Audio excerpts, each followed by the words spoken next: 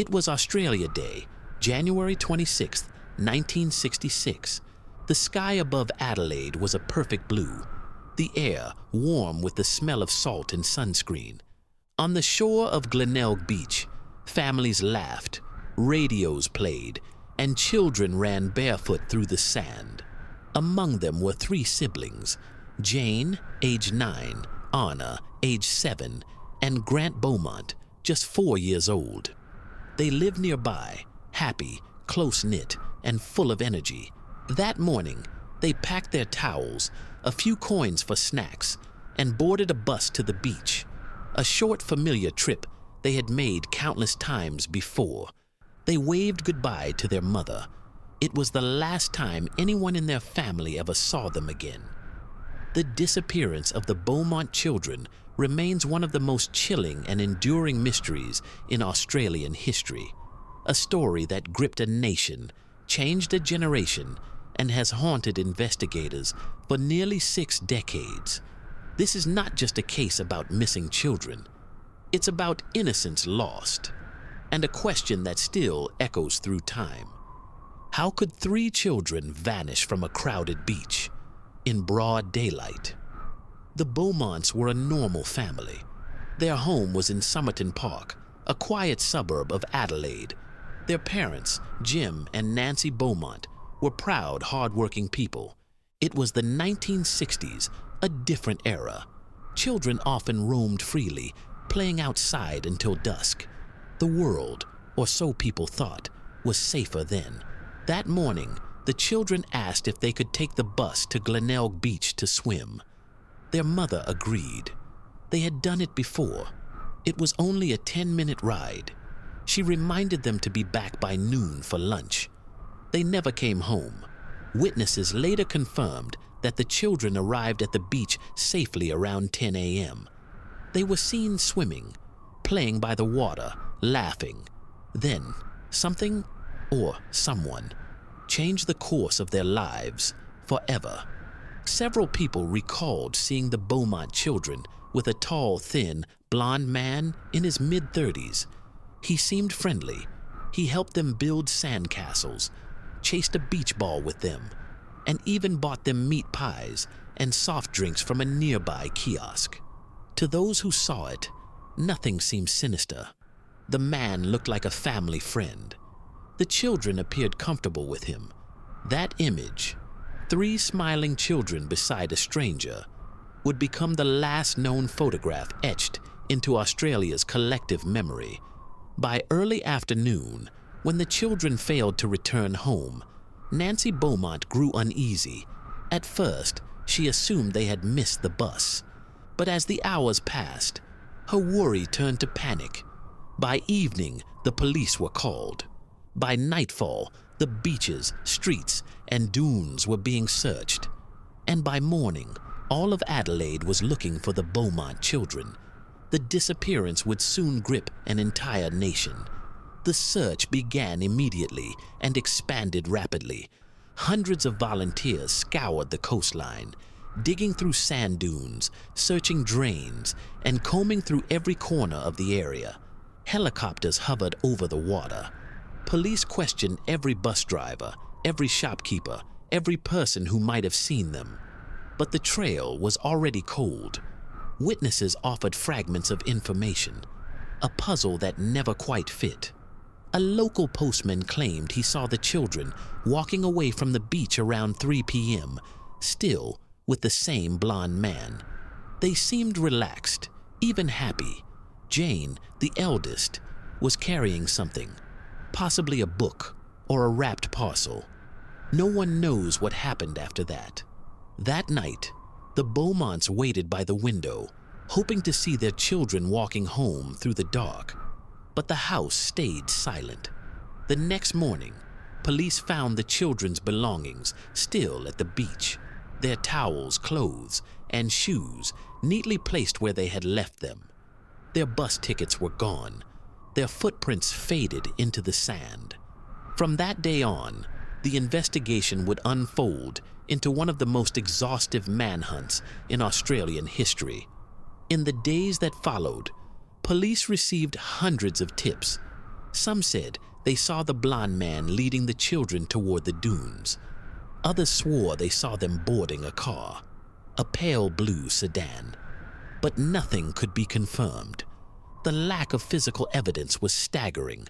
No bodies, no items belonging to the children, no witnesses who saw them harmed. It was as if they had simply vanished. Within a week, the story was on every front page.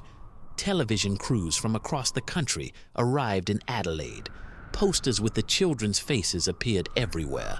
Australia, a nation still young and proud of its peace, was shaken to its core. Parents who once let their children roam freely now kept them close. Schools and police launched awareness campaigns. The very concept of stranger danger took root in the public consciousness for the first time. The disappearance of the Beaumont children changed the way Australians thought about safety forever. As the investigation deepened, a series of theories and suspects emerged. The stranger at the beach. The most persistent lead was the unidentified blond man. Dozens of witnesses saw him, yet he was never found. Sketches were drawn, distributed, and plastered across newspapers, but no one came forward to claim they knew him. Police speculated he could have gained the children's trust over several visits. Perhaps he had met them before that fateful day. One witness even said Jane called him by name, suggesting some familiarity, but no definitive trace of him was ever uncovered. The psychic leads. As days turned into weeks, desperation grew. The Beaumonts even consulted psychics, among them the famous Dutch clairvoyant Gerard Croiset. He claimed the children's bodies were buried in a warehouse near the beach. Police excavated the area, but found nothing. Still, the public's imagination was now filled with dark possibilities: abduction, murder, or something beyond comprehension. The suspects. Over the decades, several men were investigated, each theory darker than the last. One suspect, Bevan Spencer von Einem, was later convicted for other child murders, but there was no solid link to the Beaumonts. Another, Arthur Stanley Brown, accused of abducting two sisters years later in Queensland, fit the profile, but again, no evidence. In the 1990s, investigators focused on Harry Phipps, a wealthy Adelaide businessman, rumored to have paid two local boys to dig a pit near his factory around the time of the disappearance. Ground-penetrating radar later revealed anomalies at the site, but after excavation, nothing was found. Time had erased too many traces. The saddest truth is that, to this day, no one knows what really happened. There are no confirmed sightings after January 26, 1966. No remains have ever been found. No confession has ever been proven true. The case remains open, frozen in time. But the tragedy did more than haunt a family. It became a national scar. The Beaumont's quiet street in Somerton Park became a place of pilgrimage for reporters, police, and onlookers. The children's faces, bright and innocent, stared from missing posters for years. Jim and Nancy Beaumont never gave up hope. They refused to leave their home in case their children one day came back. Letters occasionally arrived, claiming to be from the missing siblings. Cruel hoaxes, every one of them. Decades passed. Jim died in 2019 at age 97, having never learned the truth. Nancy passed years earlier. They were both buried without answers. Today, the disappearance of the Beaumont children remains Australia's most famous cold case, a story that continues to baffle even the most seasoned investigators. It reshaped the way the country thinks about trust, freedom, and childhood itself. Each year, on the anniversary, people still visit Glenelg Beach. They leave flowers, toys, and handwritten notes on the sand, a quiet tribute to three siblings who went to play in the sun. and never came home. There's something haunting about this mystery, not just in what happened, but in what didn't happen. No cry for help, no struggle, no goodbye. It's as if time itself swallowed them, leaving behind an echo of laughter carried away by the sea breeze. Some believe the children met with a tragic end that day. Others hold on to the idea that they may have lived, hidden, changed, lost to memory. But the truth lies buried somewhere beneath decades of silence. If you ever find yourself on the shores of Glenelg Beach, listen closely. You'll hear the same waves that rolled in that day in 1966.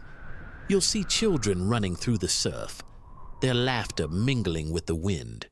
And maybe, just maybe, you'll feel that lingering question that Australia has carried for over half a century. Where did they go? The case remains open.